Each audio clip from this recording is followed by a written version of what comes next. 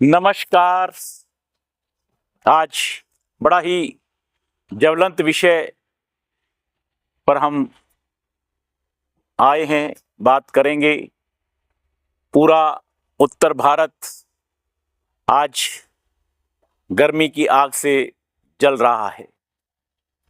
धीरे धीरे प्रकृति का दोहन होता चला गया और प्रकृति का दोहन होता चला गया। ना हम पेड़ लगाए, ना हम जल का संचय किया, सिर्फ उसके दोहन करने में लगे रहे। और आज तापमान जो 39, 40, 42 होता था, वो 50 और 55 की ओर बढ़ने लगा। अमीर व्यक्ति सोचता रहा कि तापमान अगर बढ़ता है तो मेरा जीवन तो चल ही रहा है, मेरा जीवन इन वातानुकूलित एसी के सहारे चल जाएगा, वातानुकूलित गाड़ियों के सहारे चल जाएगा। लेकिन जब तापमान बढ़ता चला जाता है तो एसी भी फेल हो जाते हैं, एयर कंडीशन फेल हो जाते हैं, वातानुकूलित व्यवस्थाएं सब फेल हो जाती हैं। आज जो टेम्परेचर है, अगर इसी गति से टेम्परेचर बढ़ता रहा तो टेम्परेचर की वो स्थिति होगी कि मानव का जीना मुश्किल हो जाएगा। प्रकृति प्रेम के बिना मानव का जीवन अधूरा रहता है। जिस प्रकार की गर्मी इस समय पड़ रही है, प्रकृति का दोहन करके जिस प्रकार हमने पर्यावरण के प्रति खिलवाड़ किया है, आज जो साधक हैं, ऐसे बहुत से जैन संतों को भी हम जीवन में नमन करते हैं, जो साधक हैं, जो इस गर्मी के अंदर भी पंखे का इस्तेमाल भी नहीं करते और नंगे पांव इस धरा पर चलना होता है। नंगे पांव वो विहार करते हैं, नंगे पांव वो घरों में भोजन लेने के लिए जाते हैं, नंगे पांव वो शौच के लिए जाते हैं। धन्य है उन संतों को। लेकिन पर्यावरण का संरक्षण बहुत जरूरी है। पर्यावरण अगर इसी तरीके से उसकी स्थिति बिगड़ती रही, अभी कुछ वीडियोस में देख रहा था जिस पर एक अनुमान आ रहा है कि 500 करोड़ पेड़ लगाने की जरूरत है। मैं नहीं मानता कि 500, 1000, कितने भी करोड़ पेड़ों की जरूरत हो सकती है, लेकिन मैं उस आंकड़े में न जाकर सिर्फ एक बात कहना चाहूंगा कि हर व्यक्ति कम से कम जीवन में 5 पेड़ अवश्य लगाए और वो उसका जीवन आगे के लिए ना सोचे। अभी चंद दिनों के बाद ही बारिश आएगी। हर व्यक्ति, उसमें चाहे बुजुर्ग हो, चाहे नौजवान हो, चाहे शहर में रहने वाला व्यक्ति हो, चाहे गांव में रहने वाला व्यक्ति हो, चाहे पुरुष हो, चाहे महिला हो, चाहे कामकाजी महिला हो, चाहे नौकरी पेशे वाला व्यक्ति हो, चाहे एमएनसी में काम करने वाला युवा हो, चाहे व्यापार करने वाला व्यक्ति हो, हर व्यक्ति, क्योंकि प्रकृति का दोहन कोई अमीर ज्यादा करता है, ये बिल्कुल सच्चाई है। क्योंकि साधन जब बढ़ते हैं, जब संसाधन बढ़ते हैं, तभी प्रकृति का दोहन ज्यादा होता है।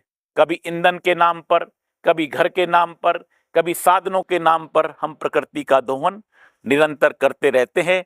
लेकिन प्रकृति का दोहन होता रहेगा तो प्रकृति कब तक हमें झेलेगी? ये धरती माँ भी पुकार करती है, धरती माँ तपती है, ये भी पुकार करती है। आज वर्षा के लिए तरसते हैं तो ये क्यों हो रहा है?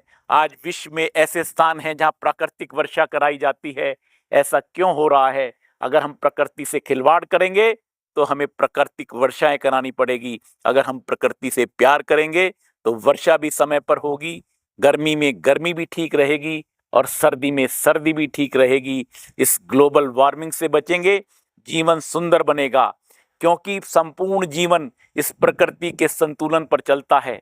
जब प्रकृति का संतुलन बिगड़ता है तो सारी चीजें बिगड़ती चली जाती हैं। अगर कोरोना काल आया, कोरोना काल भी हमारा प्रकृति से छेड़छाड़ का ही एक नतीजा था। कोरोना की वो आपदा भी प्रकृति से छेड़छाड़ का ही एक परिणाम था। प्रकृति से अगर हम छेड़छाड़ करेंगे तो प्रकृति उसका जरूर हमसे हर्जाना लेती है। प्रकृति के प्रति हमारा समर्पण हो, वृक्ष हम लगाएं। वृक्ष लगाने की ये हमारी मुहिम न केवल एक क्षेत्र के लिए है, संपूर्ण भारतवासियों से हम अनुरोध करते हैं। और जहां हम दिल्ली में विशेषकर से अनुरोध करते हैं, जो भी व्यक्ति अवश्य पेड़ लगाए, हर व्यक्ति पेड़ लगाए। किसी को पेड़ नहीं है, हम उनको पेड़ पहुंचाने के लिए तैयार हैं।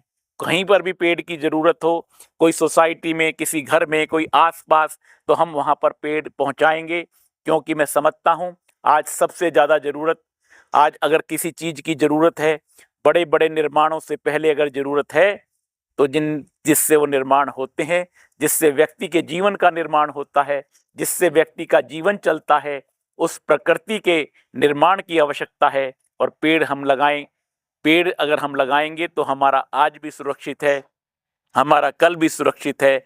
आने वाली पीढ़ियों को हम क्या देकर जाएँगे? अगर क्या हम पॉल्यूशन भरा जीवन देकर जाएँगे? क्या हम 60 डिग्री के टेम्परेचर का जीवन देकर जाएँगे? कैसा जीवन होगा? इस चीज़ की कल्पना करें। मात्र धन के संचय करने से प्रकृति संतुलित नहीं होती। प्रकृति को संतुलित बनाने के लिए प्रकृति से प्रेम करना पड़ता है। अगर आप वृक्ष लगा रहे हैं, तो वृक्ष लगाकर उसे कुदरत के भरोसे ना छोड़ें। वृक्ष लगाकर जिस प्रकार से लालन-पालन पोषण करते हैं आप अपनों का, उस प्रकार उस वृक्ष का भी, जिसने आपको पोषित करता है, कभी फल के रूप में, कभी जल के रूप में, कभी भोजन के रूप में, कभी वस्त्र के रूप में, कभी अग्नि के रूप में, कभी घर के रूप में, तो आप उसको भी ऐसे ही पोषित करें जैसे अपनों को पोषित करते हैं, तो उसका आपका पेड़ लगाना भी सार्थक होगा।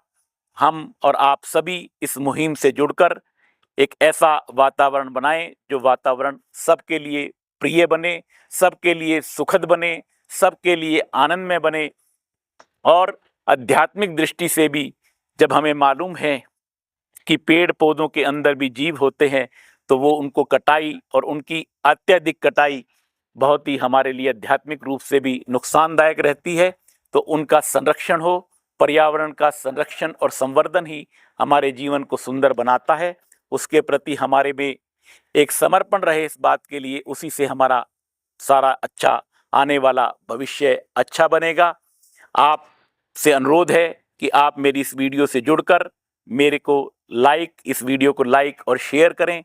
और आपका लाइक और शेयर पर्यावरण के लिए आपकी एक आहुति होगी पर्यावरण संरक्षण के लिए, और वृक्षारोपण की हमारी इस मुहिम में हमारे मनोबल को बढ़ाएगा। नमस्कार।